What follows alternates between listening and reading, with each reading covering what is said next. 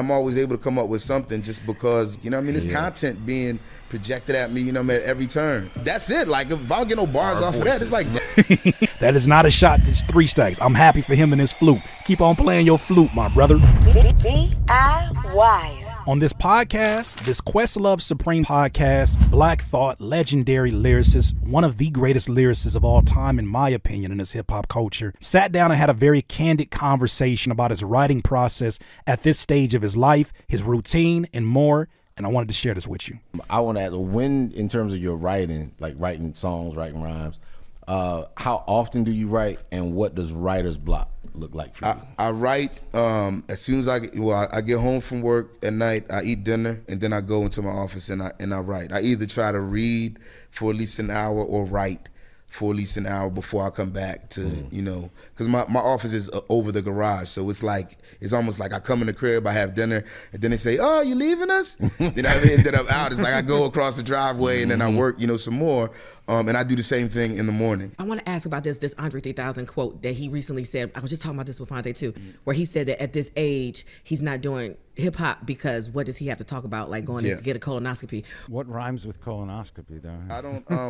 I don't really get writer's block like that. I'm always able to come up with something just because of the amount of, you know, constant like information, like the intake. You know what I mean? There's content being projected at me, you know, at every turn.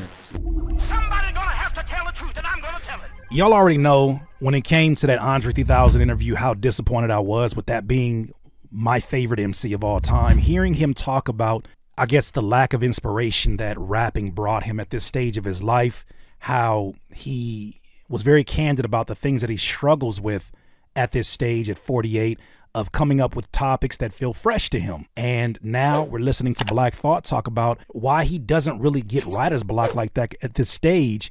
And I'm assuming it's for a few different reasons. First of all, having a regimen is very important. So after he gets home from his gig and he gets home, he sees his family, he has dinner, he has a office, a space dedicated to him being creative. So he has a space, that's one. 2, he doesn't have an issue with writer's block because he's constantly consuming content that inspires new thoughts. And because he's Black Thought, because he's sharing these on a regular basis, how could he ever run out of things to talk about? You know what I'm saying? I drive in, I'm listening to PRX, which is all 20-minute chunks of storytelling, which is dope because it gets me into just being a more efficient storyteller. I listen to NPR if I want to hear something in long form. I listen to Urban View for, you know what I mean, black people politics. And that's it. Like, if I don't get no bars off of that, it's like, that's right. You know what I mean? Facts. A man's listening to NPR. This man's listening to, you know what I'm saying, all these different podcasts. I don't know how in the hell anybody could sit through a 3-hour podcast and not have something that they want to share if you're somebody who your profession is writing. That is not a shot to 3 stacks. I'm happy for him and his flute. Keep on playing your flute, my brother. Keep on playing that flute, brother. But I listen to Black Thought and I get inspired by that because I'm like, dog, the 20-year-old me was thinking so much in 2D as an artist. I got to kill this beat. That's 2D language. I got to make sure my metaphors is hitting. Nigga, that's 2D language. The older me now is able to say, I understand that if I set these lines up like this, it will make the viewer, the listener, feel this way. I can also even see further into the future and say, visually, I could represent this well if I say this versus saying this. Even as I'm writing, I can pay attention to one word can make a difference in the way that this whole thing is perceived. I can even write from other perspectives because it's not just about me. I can also map the entire sort of rollout of it in the process of writing it. I can do these things because now I'm a better master of my craft. But that's the type shit, you know, that's where the bars come from, whether I agree with it or not. You know what I mean? It's always a springboard, you know, like into a thing. Are you writing like to beats, or you just writing just... Sometimes I'm writing not to beats, but it's more exciting for me to write to beats. I got a batch of joints from Mad Lib, for example, like, you know, maybe 2-3 weeks ago, he hit me, he was like, yo, Monday I'm gonna start bombarding you with joints. Boom, Monday rolled around, he sent me like 100 beats.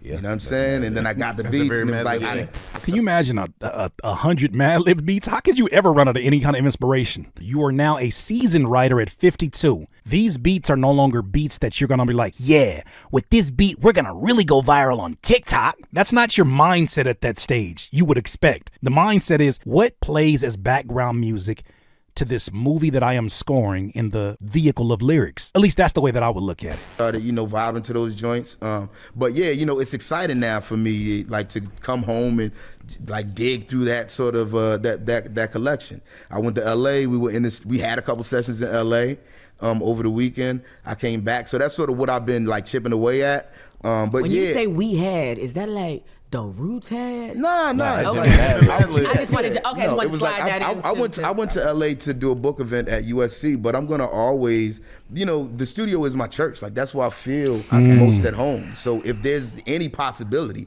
for me to go and sit in the studio someplace and hear music and chill and smoke and be social, whether I'm actually actively working on the thing or not, then that's what I'm gonna opt for. See, that's a big thing. Let's not lose that point right there. Somebody gonna have to Let's tell not the lose truth, that and I'm point gonna right tell there. Please don't lose that point. The way that he views the studio, I think, has a big effect on how he views the craft, how he views his excitement to go lay the lyrics down in the studio. He said he views it almost as his church. He knows that he goes into this space and it allows him to just let creativity run free. He knows that he goes into this space, he can partake in all the things that he partakes in. I'm sure for somebody that is used to learning, that is used to consuming conversations pretty differently than the average human being, because he knows that these may eventually become lyrics, after all that, he's got a lot that he wants to say. I would even assume after doing this for however many years he's been doing this, when he does events like book signings, there's a part of him that probably really wants to get to this. Not that he doesn't enjoy it, but it's probably a part of him. I know that's how I feel. As I'm doing this content right now, Doug, I just want to throw a beat on and I just want to rap. Whether y'all are here or not. That's just what I want to do. But I understand that these are things that are important to providing balance for the creativity in the same way that creativity provides balance for the other work that is a necessity to balance everything out. Man, it's really an interesting time that we're getting a lot of these OGs. It's a really interesting time that we're getting a lot of these OGs that are very, very candid. And I have to believe that this was a domino effect that 3 Stack started just by giving one perspective of it. My mindset has always been, as long as I'm paying my bills and taking care of my family and my responsibilities, you can't tell me what the hell I'm gonna do.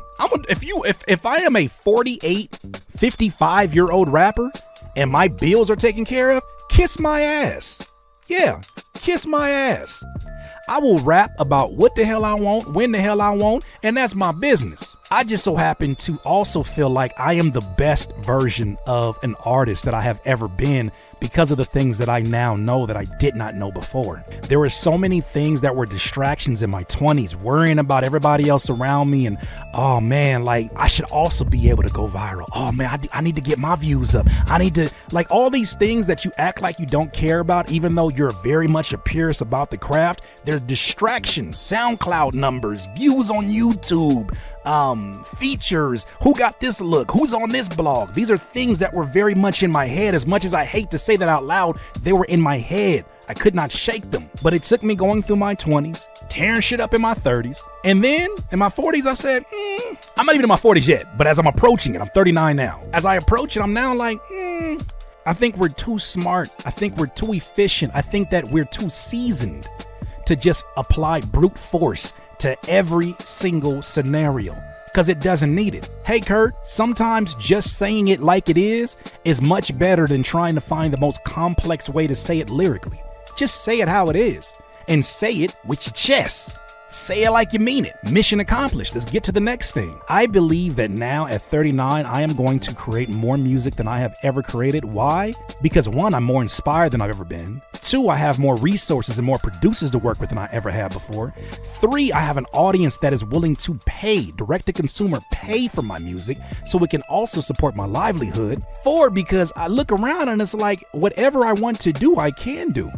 I have a platform to sell that on. Not even sell it, just to share it. So now I'm looking at this, I'm looking at my skill set, I'm better than I've ever been. I'm looking at this and saying, wow, this could and will be at some point in time my full-time job.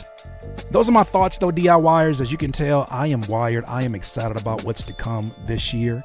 But what are your thoughts? DIY.